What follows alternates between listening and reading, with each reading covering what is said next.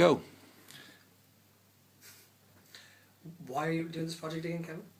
Well, I spent the last 2 years writing, tormenting myself, my dear ones, Kieran, my very good friends like Lourdes and Alan, writing multiple books, Age of Angels, Parts 1 and 2, and Illicit Love, and my Nureyev autobiography, and I suddenly realised, okay, I'm not going to put myself through that anymore. That's quite enough of that. And now we have to sell them and make some money and become, you know, colossally rich and fundamentally famous. That was the idea. So what happened since Monday? You were starting by telling me about that. Well, I went away and I got very sick, and I knew I had to go away, and I crawled into a hole in France at my sister's wedding, and then went down to Lourdes and blessed myself and threw holy water, and did this fantastic thing in Lourdes. This is where you write down your petition and you put it in a box at the feet of Our Lady. I completely believe in all of this. And I came away really feeling, okay, something's going to change. I felt in a different place. So that was that. And I came back, and on Monday I had this great conversation with Dylan, actually, and we were asking about, what do you need? And Dylan said, yet would I doubt? And I suddenly realised, you know what, I have a limited time, and I'm inhabiting this body, and I can get stressed and get fearful, or I could just get out there and enjoy doing it. And I had a fantastic evening with Dylan. Dylan's been good in this, where he was showing his show really every night and met some really interesting filmmakers. And it was a great evening. And then a miracle happened yesterday. A mini miracle, because I've had this TV idea, and a TV production company in London rang me and they want to talk about it.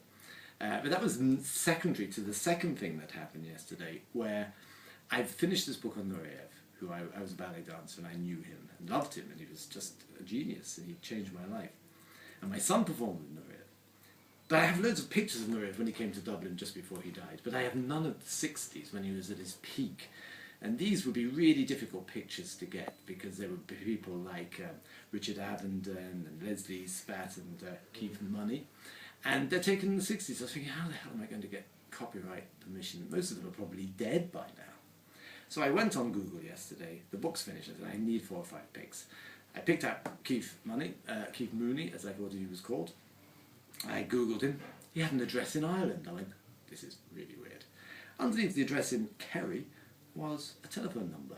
So I thought, okay, well, let's just keep on the roll. Dialed the number to Kerry, and this very refined English voice answered the phone, and I said, is that Keith Mooney? And he said, no, it's Keith Money. Who am I speaking to? And I said, I apologise. Are you the very, very famous person who took all those pictures of Margot Fonteyn and Rudolph Nureyev? Yes, I am. And we spent an hour and a half talking about Fonteyn, Nureyev. He knew the same cafes, he knew the performances. I could talk like a nerd about ballet, and I can't do that with anybody in Ireland. Nobody, because nobody knows. They think Nureyev's a horse, and which he is actually, but not a dead ballet dancer.